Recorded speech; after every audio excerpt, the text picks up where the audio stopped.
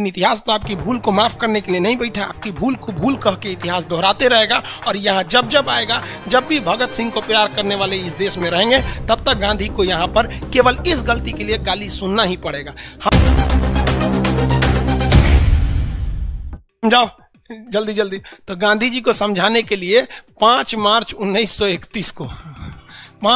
1931 को दिल्ली में एक समझौता हुआ, जिसे हम लोग दिल्ली पैक्ट के नाम से भी जानते हैं। इसी समझौता को गांधी इरविन समझौता कहते हैं। सरोजिनी नायडू ने गांधी को और अंबेडकर को, दोनों को संयुक्त रूप से 2 महात्मा कहकर बुलाया है।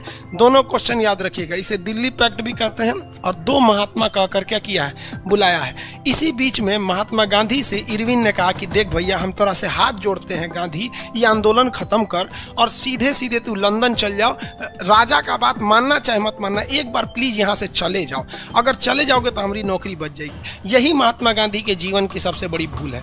यहीं पे महात्मा गांधी इरविन से नहीं कर पाए, क्योंकि यही वो व्यक्ति से जब भगत सिंह को फांसी दिया जा रहा था, तो महात्मा गांधी ने शर्त ये रखा कि जितने भी अपराधी जेल में हैं, अगर आप उन्हें छोड़िएगा तभी हम भाग लेने जाएंगे। यहाँ इरविन में एगो चाल चल दिया। उसने कहा कि जितने भी राजनीतिक कैदी हैं हम सबको रिहा कर देंगे। तो राजनीतिक कैदी उसे कहा जाता है जो आंदोलन में गया है, जबकि भगत सिंह को तो बम फेंकने के आरोप में गिरफ्तार किया था, उन पर आपराधिक मुकदमा था। तो ये कहे कि आप जितने भी कैदियों को छोड़ना है छोड़े, तो ये इरविन में तो चाल चल दिया। उसने कह दिया ठीक है, मैं सारे राजनीतिक कैदियों को छोड़ देंगे। अब ये लंदन भाग लेने चल गए, तब पता चला कि रे भाई साहब, उन पे तो राजनीतिक मुकदमे नहीं था। लेकिन यहाँ महात्मा गांधी से गलती हुई थी। उनको स्पष्ट कहना चाहिए था कि आप भगत सिंह को छोड़ेंगे कि नहीं छोड़ेंगे। अब यहाँ समझिए 2 बातें जो आपको ये समझने में गलत हो सकता है। पहला कि भगत सिंह ने जो बम फेंका था उससे किसी की जान नहीं गई थी, कोई व्यक्ति मरा नहीं था।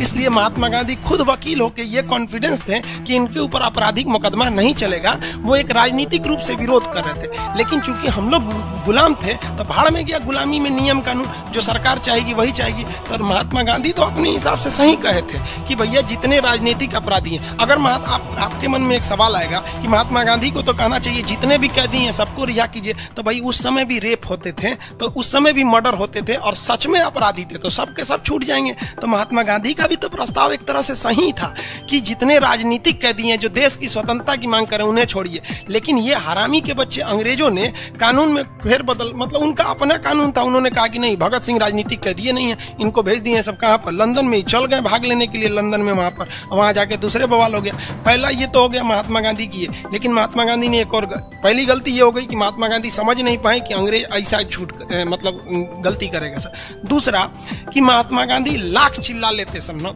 या कुछ भी कर लेते, अगर अंग्रेज चाह देते सब कि हमको किसी को फांसी देना है तो दे देते सब। आपके बहस से कोई मतलब नहीं रखता है, क्योंकि जज तो वही थे, अल्टीमेट फैसला उनको देना था। आप कुछ नहीं कर सकते थे। आप अगर इसका एग्जाम्पल देना चाहेंगे तो खुद 1942 में महात्मा गांधी की हत्या का प्लान अंग्रेजों ने कर दिया था। महात्मा गांधी जब आमरण अनशन पे बैठे थे 1942 में भारत छोड़ो आंदोलन में, तो अंग्रेजों ने स्पष्ट कर दिया था इस बार हम आपको नहीं देंगे खाना पीना। और महात्मा गांधी को 14 दिन तक खाना पीना नहीं पूछा था। बेचारा अपने से खाना खाए थे, जान रहे थे कि हमरे टपका देगा भगत सिंह के साथ। लेकिन कुछ भी कहिए, जब भी इतिहास लिखा जाएगा महात्मा गांधी का ये बात काले अक्षरों में लिखा जाएगा कि आप लंदन से पढ़ के आए, वकील बन के आए, बैरिस्टर बन के आए, आपका यही काम था कि सरकार कैसे कानून का खिलवाड़ करेगी। जब आप नहीं समझ पाए तो एक आम आदमी क्या समझेगा इस देश को। तो कहीं ना कहीं ये महात्मा गांधी की गलती थी। अगर हम ये कहते हैं कि नहीं महात्मा गांधी 100% निर्दोष थे तो ये गलत है। यहाँ 50% जिम्मेदार अंग्रेज थे और 50% जिम्मेदार महात्मा गांधी था।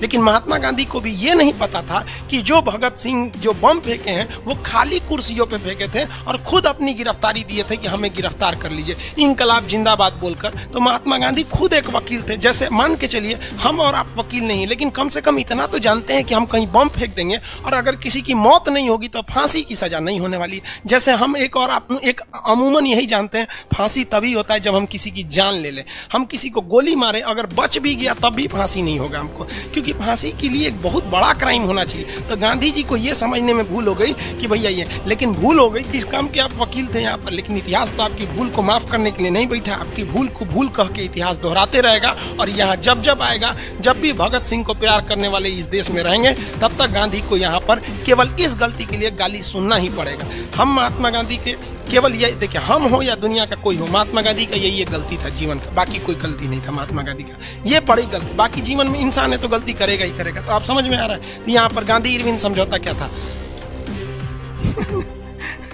चलिए, हमको क्या कर रहा है सर चुनाव में उठने के लिए कमेंट कर रहा है तो सर चुनाव में उठे। भाई साहब हमारे बस का नहीं है ये सब।